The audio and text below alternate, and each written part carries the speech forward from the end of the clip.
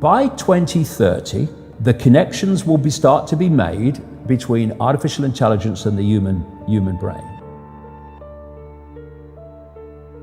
We've been through a process of preparation, of getting people, first of all, stage one, addicted to technology that they hold, holdables, smartphones, tablets.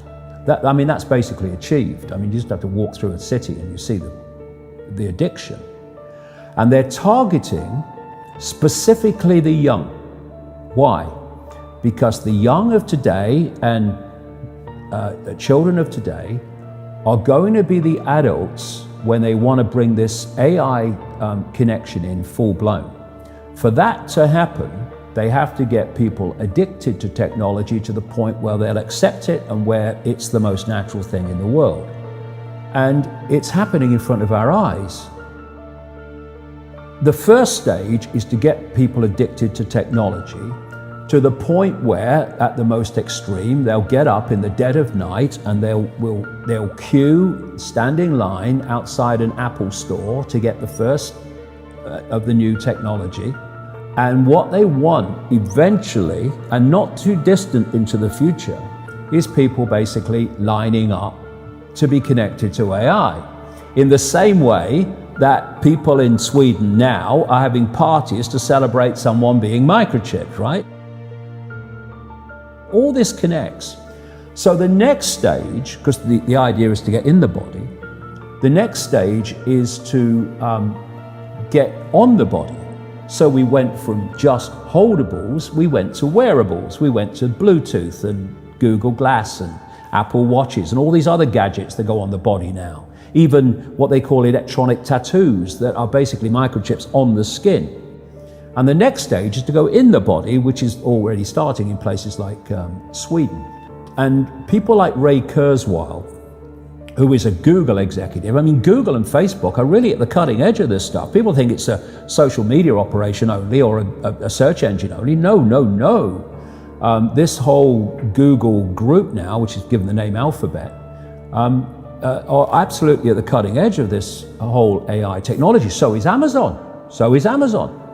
Amazon's got contracts worth hundreds of millions of dollars with the CIA and the Pentagon for cloud services and stuff. Yeah, they have massive data services. Massive, yeah. The consumers don't see. So the idea is to take this on. And what Kurzweil is saying, and he claims an 80% success rate in his predictions of incoming technology and when it will come in. But, if you know when it's going to come in, then you've got a great chance of predicting it, haven't you?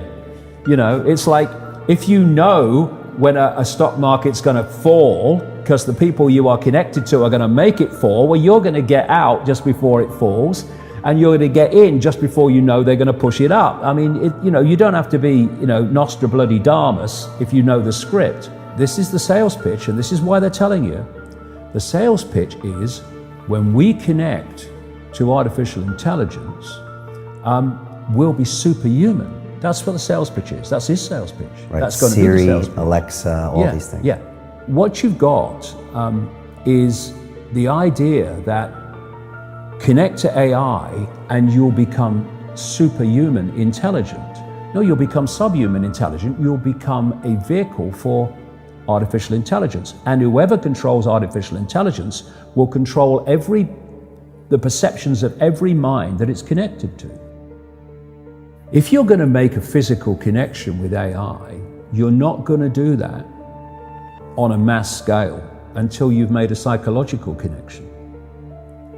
And there is a process, a psychological process, which is known as preemptive programming.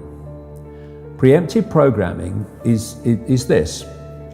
You're going to usher in a world that is so different, so dramatically different to what anyone's been used to, that you're going to have an obvious resistance purely by the chasm of difference between the world people are used to and the world you're taking them into. A resistance that says, hold on a minute, you want to do what? What? So you prepare them for it through preemptive programming. You put out a stream of movies out of elite-controlled Hollywood. You put out television programs, you put out books, you put out all these things that basically portray the world you want to take people into. This is why you've seen so many movies about control by robots, control by technology, of synthetic humans.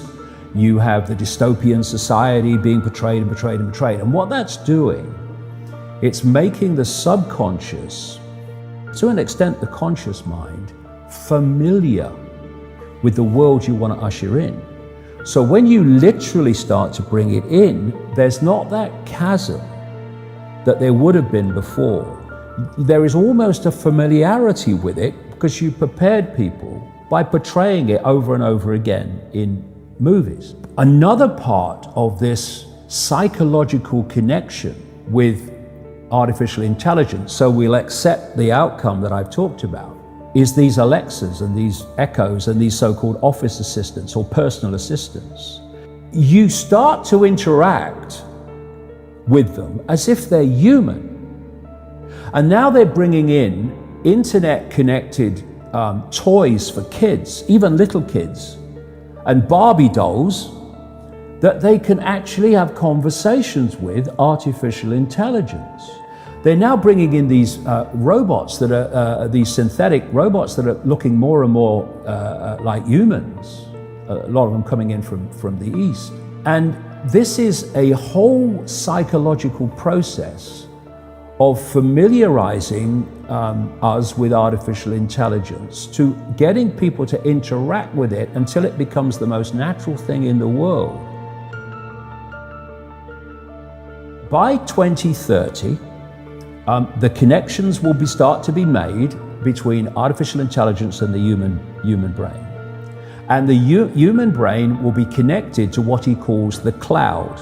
Another name for this is the smart grid, basically to artificial intelligence. As time passes, artificial intelligence will be more and more of human thinking and human perception until basically it's the totality of human thinking and human perception, at which point we won't be human anymore in terms of the consciousness processes we are using today. We will be artificial intelligence. And this is the assimilation I'm talking about. If you are connecting the human mind to a grid, a global technological grid, that grid can be centrally controlled. It will take at the center point very, very few people to run it, and even fewer to decide how it's run. I say this to kids and anybody else: how long could you live without your smartphone? What is an alcoholic? Well, an alcoholic is someone addicted to alcohol. Yeah. Why is he addicted to alcohol? Because he can't stop drinking it. But you can't put your phone down. And if you do, within a few minutes, you pick it up again because you're addicted to it. So are you controlling that bit of technology in your hand, or is that controlling you? That's controlling you. Do you want your life controlled by a bit of technology? Do you want the rest of your life controlled by it? Or are you now going to go, I'm putting this down? If technology is going to be the servant rather than the governor, it has to serve the interests of humanity, and humanity does not have to serve it. We're in a situation now where humanity is serving technology. And it will be serving AI. Increasingly, it is serving AI in its algorithmic expression.